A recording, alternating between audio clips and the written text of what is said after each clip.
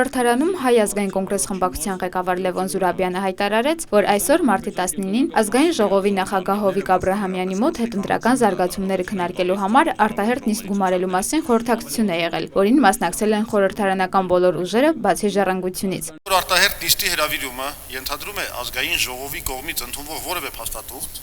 մեզ ներկայացվել է ազգային ժողովի հայտարարության նախագիծը։ Իշխող կուսակցության կողմից ներկայացված հայտարարության նախագիծը բացարձակ որևէ լուծում չի պարունակում այդ ուղղությամբ,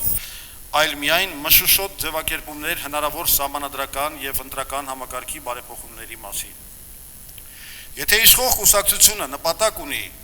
քաղաքական ճգնաժամի լիցքաթափման ուղղությամբ երկրի քաղաքական ուժերի հետ հասնել փոխզիջումային համաձայնությունների, ապա ներկայացված առաջարկը ուղղակի ծաղր է ընդդիմադիր ուժերի նկատմամբ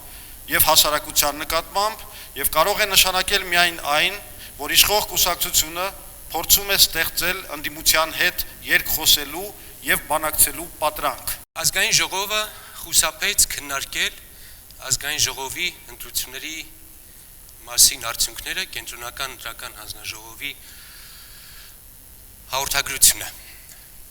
Շատ ճիշտ կլներ, որ ազգային ժողովը քննարկեր ընտրությունների թերությունները, ընտրությունների բացթողումները, կեղծիքները եւ այլն։ Եվ ես այսպիսի արտահայտություն արեցի, եթե սա այնտեղը չէ, որ պետք է խորհրդակցենք եւ քննարկենք խնդիրներն ու խախտումները, ապա մենք դա կանենք ուրիշ տեղ։ Դիմել ենք ընտրությունների օրենքի լավացման համար մերժեցիք, արտահերթ նիստ հրավիրեցինք մերժեցիք, հիմա տարել եք սահմանադրական դատան ապրիլին քննարկելու են, մերժելու եք, պարզ է։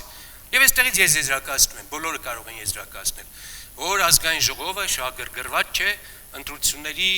համակարգը, ընտրությունների վերաբերյալ լարվածությունը լիցքաթափելու, լավացնելու եւ այլն։ Ուղղակի ուզում եմ արձանագրել, որ բիզնեսմենները նստած այստեղ, պաշտոնական տվյալներով 20 միլիոնատեր։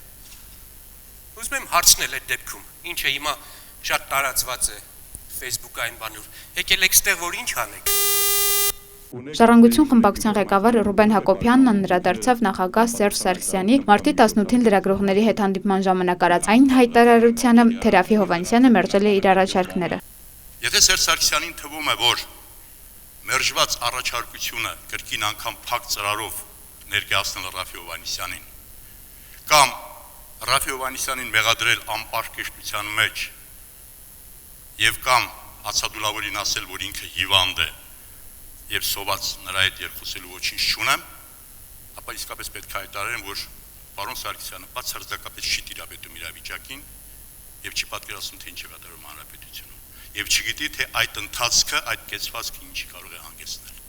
Իսկ ժառանգությունը պետք է կարողանա ապացուցել, որ իր ստացած տոկոսները պատահականություն չէին։ Նախագահի երեկվա ասուլիսը տվեց հասարակությանը հուզող բազմաթիվ հարցերի պատասխաններ։ Միաժամանակ այն քաղաքական ազնվության եւ անկեղծության դրսեւորում էր։ Հայտնի է, որ ազնիվ ու անկեղծ կարող է լինել միայն ուժեղը։ Ով գոնե դուք պարոն Հովհաննիսյան պետք է իմանայիք, որ ընդունված չէ մի բան մտածել, երազել, երկրորդ բանը հայտարարել հանրահավաքներին, երրորդի շուրջ փորձել բանավիճել, չորրորդը պատմել թիմակիցներին։ Ազնվությունն ու անկեղծությունն ավելի մեծ արժեքներ են։ Սակայն օգտվելով առիթից ես էլ եմ միանում այն բոլոր հորդորներին, որ հնչել են եւ դիմում խնդրանքով պարոն Հովհաննիսյանին դադարեցրեք հացադուլը։ Հարգելի Սերժ Սարգսյան, 2013 թվականի փետրվարի 18-ից հետո Հայաստանի ժողովուրդը փորձում է ձեր հետ խոսել նոր Հայաստանի լեզվով, ջանքեր չխնայելով ամեն օր այդ լեզուն սովորեցնել ձեզ։ Նոր Հայաստանի լեզուն եւ լեզվամտածողությունը մերժում են ավազակի, կողոպտիչի, կողի, կեղծարարի բառապաշարը։ Նոր Հայաստանի քաղաքացիները մերժելով եւ դատապարտելով ձեր գործողությունն է,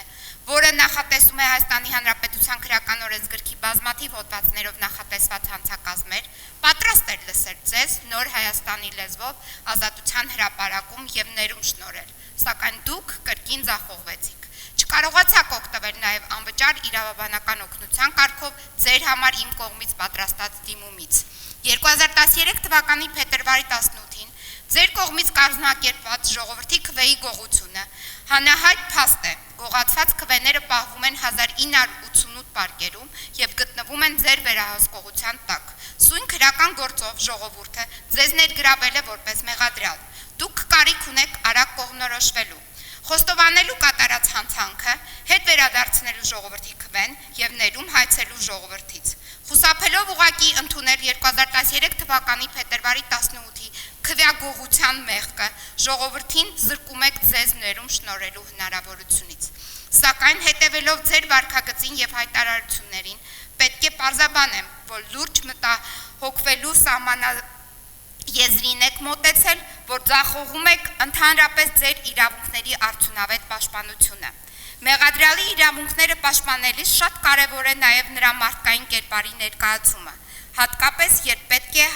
հայցես նրա համար ներում շնորհելը։ Ձեր վարքագիծը եւ հայտարարությունները ավելի են խորացնում այն համոզմունքը, որ մնացել եք փոքր մարդ, սատանայի մարդ, արգելափակված մութ զնդանում եւ անչափ վախենում եք պատասխանատվությունից։